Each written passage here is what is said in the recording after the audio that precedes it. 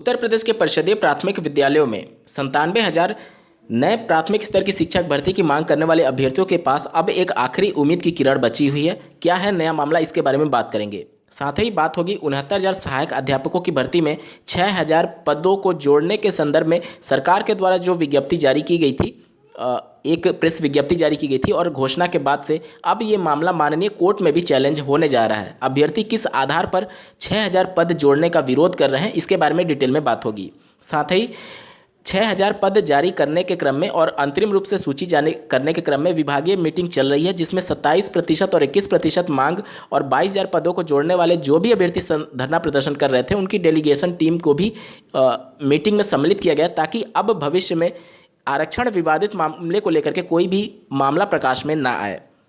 साथ ही बात करेंगे प्राथमिक शिक्षक भर्ती में एकेडमिक मार्क्स को हटाने के लिए बीएड अभ्यर्थियों के द्वारा क्या कुछ संघर्ष किया जा रहा है, इसके बारे में विशेष तौर पर चर्चा होगी। साथ ही डीएलएड 2019 सेकंड सेमेस्टर पास अभ्यर्थियों के तृतीय सेमेस्टर प्रमोट मुद्दे को लेकर के आज क्या कुछ हुआ, इसके बारे में भी डिटेल में चर्चा करेंगे। अंत तक बने रहिएगा। नमस्कार दोस्तों, मेरा नाम है नीरज और आप देख रहे हैं करियर बिट यूट्यूब चैनल। अगर आप इस चैनल पर पहली बार विजिट कर रहे हैं तो इसको सब्सक्राइब करते हुए बेल आइकन को प्रेस करना ना भूलें। चुनाव आयोग की आज एक महत्वपूर्ण प्रेस कॉन्फ्रेंस थी, आप स्क्रीन पर देख पा रहे होंगे। चुनाव आयुक्त के द्वारा ये घोषणा की गई है कि 5 जनवरी के बाद चुनाव की तारीखों का ऐलान किया जाएगा। 5 जनवरी 2022 को अंतरिम लिस्ट जारी की जाएगी जितने भी वोटर हैं, और उसके बाद कभी भी चुनाव की घोषणा की जा सकती है और आचार संहिता भी उसके बाद कभी भी लगाई जा सकती है। चुनाव आयोग के द्वारा प्रेस कॉन्फ्रेंस के माध्यम से सूचना दी गई है।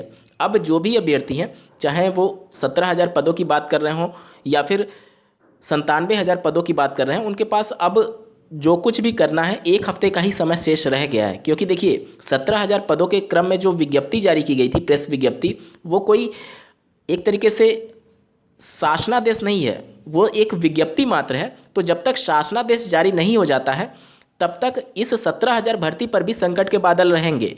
कहने का मतलब कि आचार संहिता से पहले आपको विज्ञप्ति जारी करानी होगी, उसका ऑफिशियल नोटिफिकेशन जारी कराना होगा, शासनादेश जारी कराना होगा, तब जाकर के ये भर्ती प्रक्रिया सुचारू रूप से चल सकती है। अन्यथा की कंडीशन में इस 17,000 पदों की भर्ती प्रक्रिया पर भी रोक लग सकती है अगर आचार संहिता लग गई। क्योंकि जो माननीय बेसिक शिक्षा मंत्री जी के द्वारा कहा गया वो एक प्रेस विज्ञप्ति मात्र थी, उससे ज़्यादा उसका कोई भी मतलब नहीं है। दूसरा, ऐसे अभ्यर्थी जो लगातार पदों को बढ़ाने की मांग कर रहे हैं, उनके द्वारा बड़े स्तर पर फिर से एक बार धरना प्रदर्शन की तैयारी चल रही है और उनके द्वारा 5 जनवरी 2022 से पहले फिर से एक बार तिथि का ऐलान करके लखनऊ में वो सभी उपस्थित होंगे सरकार तक अपनी आवाज़ बुलंद करने के क्रम में कि 97,000 पदों पर जो पिछले 3 सालों से शिक्षक भर्ती का वेट कर रहे हैं। डीएलएड के 3 बैच निकल चुके हैं, बीएड के 3 बैच निकल चुके हैं, 21 लाख बेरोजगार बीएड बीटीसी प्रशिक्षित बैठे हुए हैं और उनके लिए 17,000 प्राथमिक स्तर की शिक्षक भर्ती बहुत कम है। पदों की संख्या को बढ़ा करके 97,000 किया जाए, क्योंकि प्रदेश सरकार के पास 51,112 पद खाली होने के प्रमाण है। माननीय सुप्रीम कोर्ट में उन्होंने हलफनामा दिया था। तो इन सबको जोड़ करके 97,000 शिक्षक भर्ती की मांग अभ्यर्थी करने वाले हैं फिर से लखनऊ की धरती पर। वहीं उत्तर प्रदेश में 69,000 सहायक अध्यापकों की भर्ती में जो 6,000 पद जोड़े जा रहे हैं, उस मामले को लेकर के अभ्यर्थी कानूनी सलाह भी लेने लगे हैं। और आप स्क्रीन पर अभ्यर्थियों के एक ग्रुप को देख पा रहे हैं जो कि एक वकील से इसके संबंध में सलाह ले रहे थे और उनके द्वारा स्पष्ट शब्दों में कहा गया कि जैसे ही सरकार के द्वारा नोटिफिकेशन जारी किया जाएगा शिक्षक भर्ती में नए पद जोड़े जाने के क्रम में, वह एक याचिका माननीय कोर्ट में दाखिल करने जा रहे हैं। इसमें उनके द्वारा आधार ये बताया जा रहा है कि देखिए, शिक्षक भर्ती में नए पद जोड़ने के लिए सरकार के पास अधिकार तो है, लेकिन जब भी कोई नया पद जोड़ा जाता है तो उसमें आरक्षण के नियमों का पूरी तरीके से अनुपालन करना होता है। जैसे कि 6,000 पद जोड़े जा रहे हैं तो आरक्षण के जो नियम होते हैं, 50% अनरिजर्व की सीटें रहेंगी और 27% ओबीसी, उसके अलावा एससी एसटी की जो अलग अलग कैटेगरी की जो रिजर्वेशन पॉलिसी के अनुसार सीटें बनती हैं उनको देना पड़ेगा, बाकी सरकार सीटें जोड़ सकती हैं। इसी को आधार बना करके अभ्यर्थी अब माननीय कोर्ट का दरवाजा खटखटाने जा रहे हैं। क्योंकि देखिए, घोटाला हुआ या फिर विसंगति हुई, सब कुछ गलती सरकार और अधिकारियों की थी। अब जब नए पद जोड़े जा रहे हैं तो इन अभ्यर्थियों का कहना यह है कि उसमें भी आरक्षण का लाभ मिलना चाहिए। अब देखिए, ये कानूनी पेच फंसेगा ही फंसेगा इस वजह से भी, क्योंकि देखिए, जो पहले विसंगतियों की वजह से जो गलत अभ्यर्थी चयनित हो चुके हैं, सरकार उन पर कोई एक्शन नहीं ले रही है। अगर उन्हीं अभ्यर्थियों को निकाल दिया जाए तो फिर सरकार को अलग से पद जोड़ने की आवश्यकता नहीं पड़ेगी। ये नए पद जोड़ करके वो 50 नए विवादों को जन्म देने जा रहे हैं। ये मामले कई बार कोर्ट जाएंगे और सरकार को भी उत्तर देना मुश्किल होने लगेगा कि आखिर आप नए पद क्यों जोड़ रहे हैं। तो फिर वो बताएंगे कि कुछ विसंगतियां थीं, तो फिर विसंगतियां वाले अभ्यर्थियों पर एक्शन क्यों नहीं लिया, तो ये सरकार को जवाब देना उस समय मुश्किल हो जाएगा और कई ऐसे कानूनी पेच फंसने वाले हैं भविष्य में जाकर के इस 69,000 सहायक अध्यापकों की भर्ती में। जैसा कि आपको ज्ञात होगा, परिषदीय प्राथमिक विद्यालयों में शिक्षकों की भर्ती की जो फाइनल मेरिट बनाई जाती है उसमें 40% एकेडमिक को जोड़ा जाता है और 60% सुपर टेट की मेरिट को जोड़ करके फाइनल मेरिट लिस्ट तैयार की जाती है। इसमें एकेडमिक मार्क्स को हटाने के क्रम में अब अभ्यर्थियों के द्वारा संघर्ष किया जा रहा है।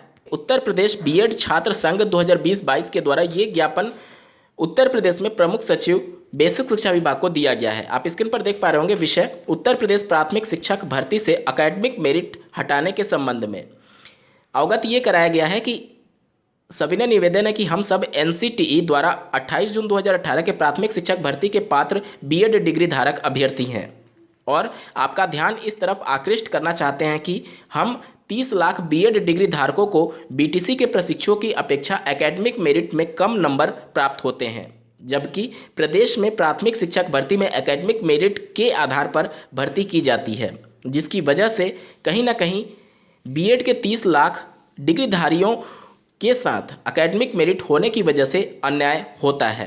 कृपया राजस्थान प्राथमिक शिक्षक भर्ती की नियमावली का अवलोकन करने का कष्ट करें, जहां पर एकेडमिक मेरिट नंबर के बिना ही अभ्यर्थियों को शिक्षक भर्ती में प्रतिभाग करने का मौका मिलता है। अतः आपसे विनम्र निवेदन है कि राजस्थान प्राथमिक शिक्षक भर्ती नियमावली का अवलोकन कर उत्तर प्रदेश प्राथमिक शिक्षक भर्ती से एकेडमिक मेरिट को हटाकर उत्तर प्रदेश के 30 लाख बीएड डिग्री धारकों के साथ न्याय करने का कष्ट करें। तो अब उत्तर प्रदेश में लगातार ये मांग उठने लगी है कि जो 40% एकेडमिक मार्क्स जोड़ा जाता है उसको हटा करके सिर्फ सुपर टेट परीक्षा के मार्क्स के आधार पर ही मेरिट तैयार करके अध्यापक भर्ती परीक्षा का आयोजन कराया जाए। डीएलएड 2019 बैच के सेकंड सेमेस्टर पास अभ्यर्थियों के तृतीय सेमेस्टर प्रमोट मुद्दे को लेकर के आज एससीईआरटी कार्यालय में प्रमुख बैठक थी, जिसमें पीएनपी के रजिस्ट्रार भी सम्मिलित हुए और डीएलएड के रिप्रेजेंटेटिव में से 2 रिप्रेजेंटेटिव को शामिल होने का मौका मिला था।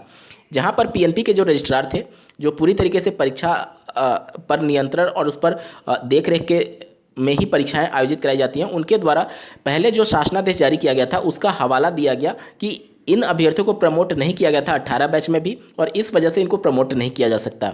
फिर अभ्यर्थियों ने उनके समक्ष सभी प्रमाणों को प्रस्तुत किया कि आपके द्वारा चतुर्थ सेमेस्टर का इंटर्नशिप कराया जा चुका है और इसके संबंध में आदेश भी जारी हुए थे और प्रत्येक जिले से अभ्यर्थियों के पास इंटर्नशिप लेटर भी है। इन सब के बाद से वो सभी साक्ष्यों को लेकर के पीएनपी कार्यालय के लिए निकल गए और उन्होंने ये आश्वासन दिया है कि सभी जो भी अभ्यर्थियों के द्वारा साक्ष्य प्रस्तुत कराए गए हैं उसकी जांच की जाएगी और फिर से एक बार भविष्य में मीटिंग की जाएगी इन सभी मुद्दों को लेकर के। लेकिन अभी क्लियर नहीं है कि आप प्रमोट होंगे अथवा नहीं होंगे। जांच होने के बाद और सभी विभागीय जांच के करने के बाद वो अंतरिम रूप से फैसला लेंगे प्रमोट मुद्दे को लेकर के। वीडियो को देखने के लिए आपका बहुत बहुत धन्यवाद। भगवान करे आपका दिन शुभ हो।